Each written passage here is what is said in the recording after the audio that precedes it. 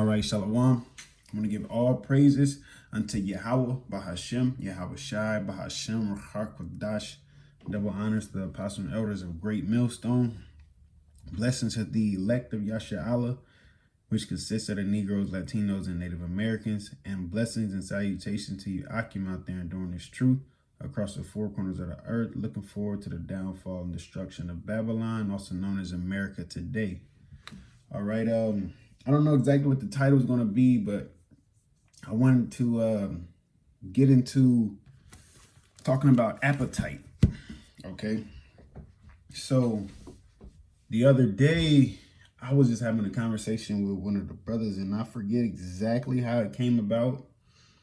But I pretty much, I mentioned you got to watch your appetite. Okay, so it caused me to look up the word, of course, through the spirit. And I'm gonna actually get two definitions. All right, so I'll start with the Google definition. All right, the source is Oxford. It says a natural desire to satisfy a bodily need, especially for food. And then also in Wikipedia, I guess I'll get three. It says appetite is the desire to eat food, sometimes due to hunger. Appealing foods can stimulate appetite even when hunger is absent, although appetite can be greatly reduced by satiety. Appetite exists in all higher life forms and serves to regulate adequate energy intake to maintain metabolic needs. So like the first definition, it said a natural desire to satisfy a bodily need. All right, which comes to what? Carnality. All right, because in order for you to keep this physical body mobile, so to speak, to give it energy, you got to eat food.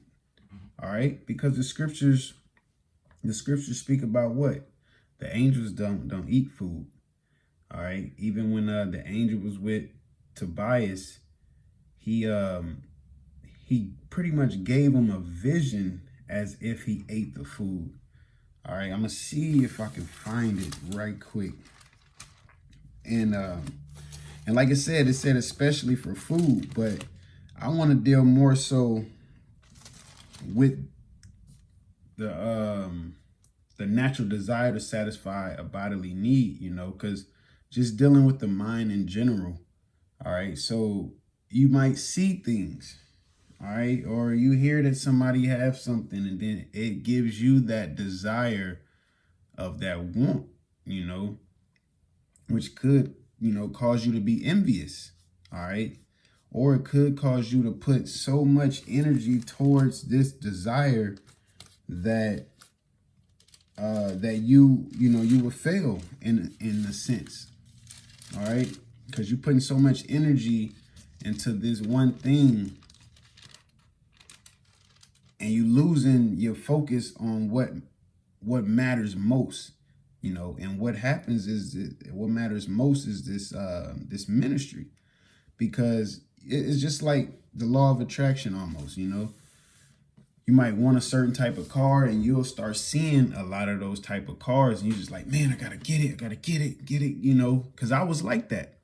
All right, I wanted a pickup truck, and I'm noticing all these different kind of pickup trucks and different brands and different styles and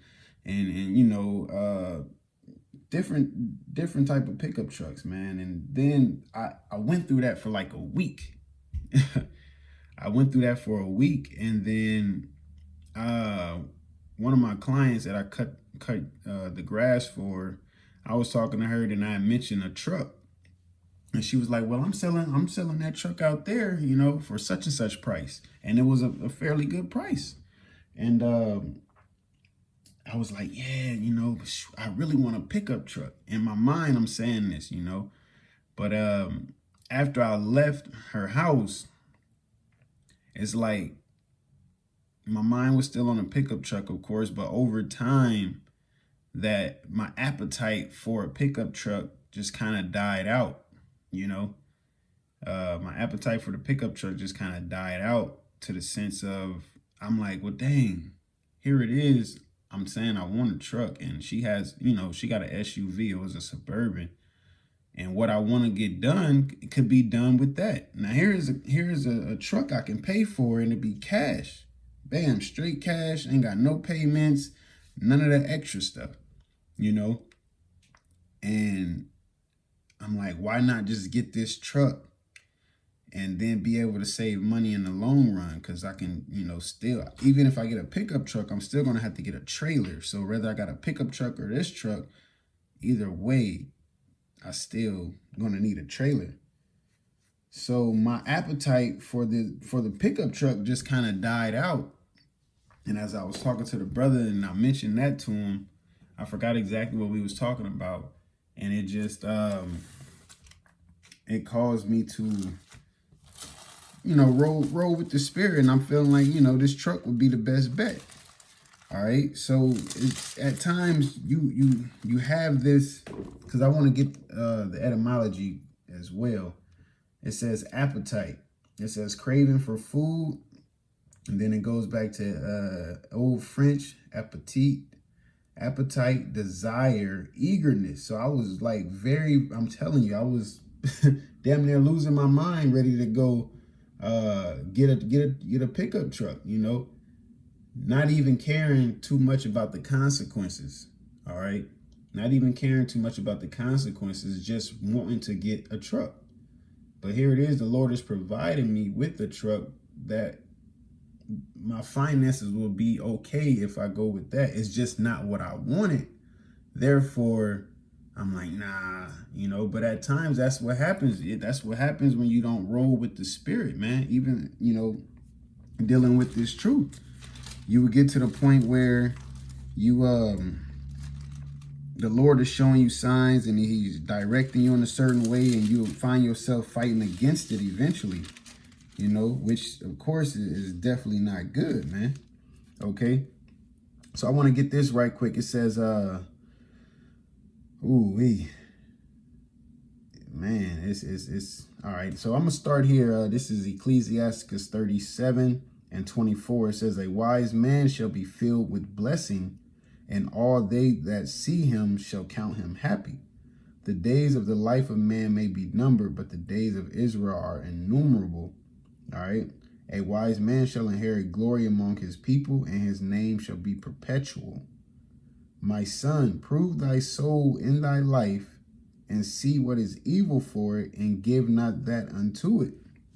Now, of course, this is dealing, you know, with things that you pretty much gotta, like the elder brother in our camp, you gotta self-examine, do a self-examination. All right. You have to step outside of yourself and see what is causing you to fall, what is causing you to be absent, what's causing you to be incompetent, you know, what's causing you not to grow. All right. And you got to give not that unto it. If you having financial problems, then you don't, you know, in my sense, if I'm having financial problems, it's not wise to go and get a truck that I'm going to have payments for. And it's possibility that I can afford them, but it will be more strenuous on my finances than if I was to just, you know, roll with the other truck in a sense. So at times you're gonna want more than what you need. That's why the Lord tell us about the daily bread that is in the prayer, the you know, our Father prayer. All right, because you know we're human, so we do that. We get into that mode where we want more than what we need, man. All right, now sometimes you might splurge a little bit and, you know, then you bounce back and stuff, but sometimes you do that and it can be long term. That bounce back could be long term. All right.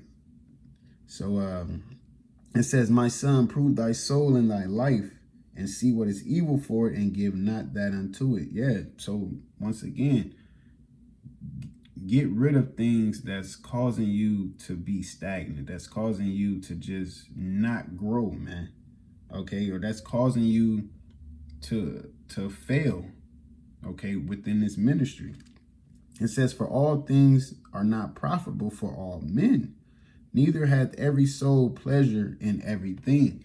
And that's another thing, because at my job, there was a guy, he was talking about getting a truck. So here it is, we're talking trucks. And then after I finally got over the appetite, the desire, the eagerness to get a truck, he comes back like a week after, and he's talking about the truck, and I'm like, it's not even on my spirit anymore.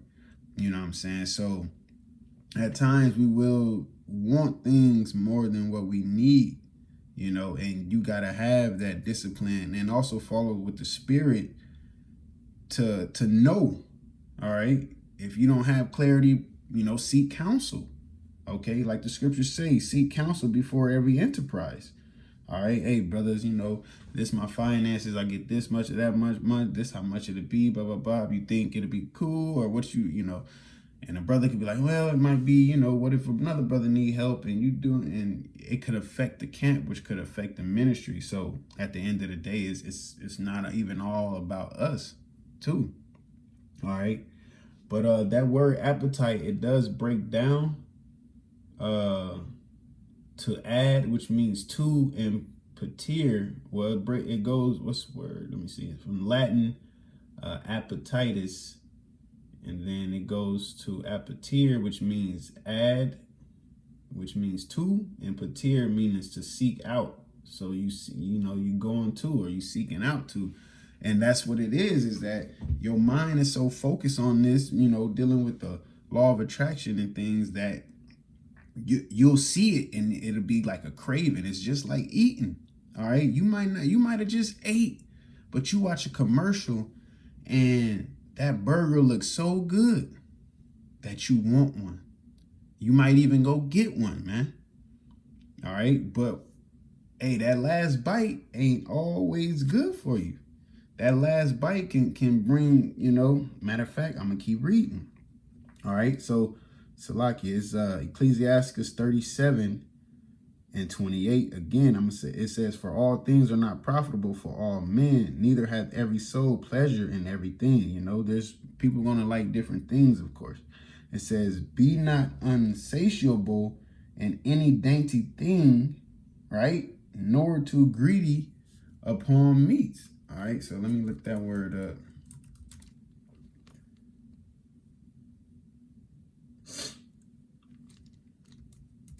So it says insatiable, Salakia. It says they put in, it's supposed to be un. Okay, I guess. So insatiable, it says of an appetite or desire impossible to satisfy, man. All right. It says it says having an insatiable appetite or desire for something, especially sex. And this just want, and you're impossible to satisfy. So you're going to constantly want and constantly feel like you need, you know, which will cause you to make mistakes, man. Okay. It says, for excess meats bringeth sickness, and suffering will turn to choler. All right. I looked these words up again. I'm just looking them up. I mean, looked them up before. I'm just looking them up again just to, you know, surfeiting, which is defined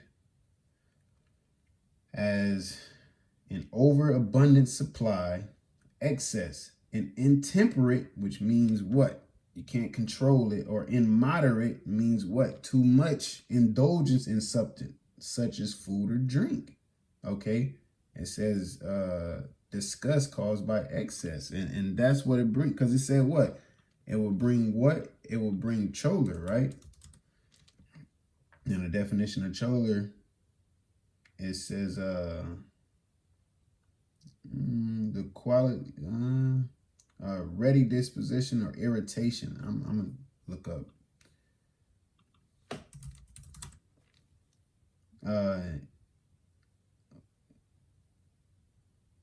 It says one of the four bodily humors identified with bowel and believed to be associated with peevish or in. Nah, let me see. Let's just go to etymology.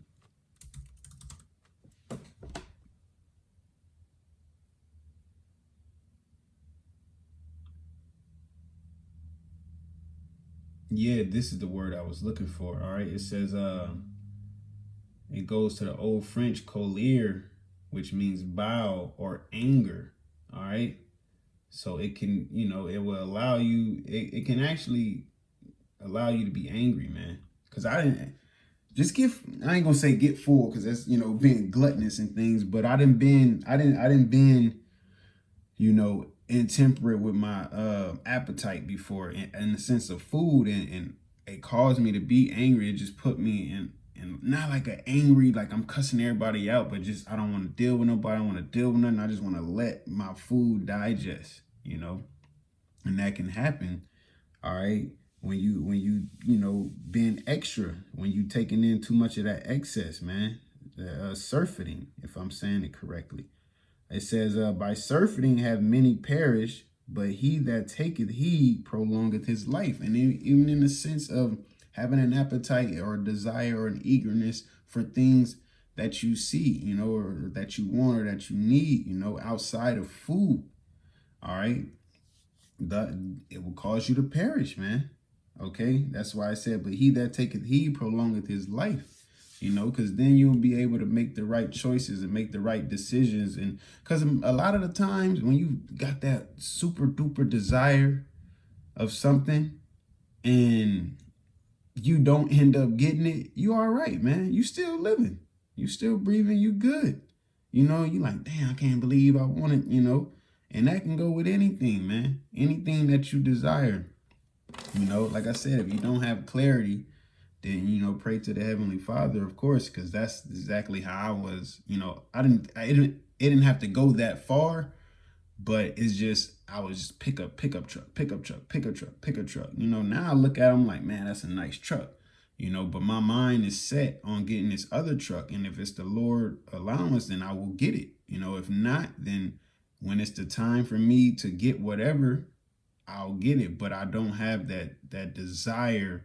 Like I need it right now, to the point where I'm going to make a mistake with my finances and put me in a financial hole that's, too tough to get out, or that could, like I said before, affect the ministry or the camp, But yeah, I just wanted to get into that, man. It's important that we control ourselves, especially within this ministry. All right. Even dealing with things that you're lacking, like, as far as being procrastination and things, getting rid of that, that comes with control, and it all starts with the mind. What is your mind focused on? What is your mind desiring? Okay. Because whatever it is desiring, you'll get it done if you want to get it done. All right. The Lord allow it. That's why we say Lord willing. All you can do is what you can do. So do that. And if the Lord will allow it, it'll get done, man. Now, if it's not of the Lord's will, then it won't happen. Okay, hey. But with that, Lord willing, you was edified, and I want to give all praises unto Yahawah, BAHASHAM, YAHAWASHI, BAHASHAM, QADASH. Double honors to the apostles and elders of Great Millstone once again. Blessings to the elect of Yasha Allah. All right, which consists of the Negroes, Latinos, and Native Americans. And blessings and salutations to you, Akim, out there enduring this truth across the four corners of the earth.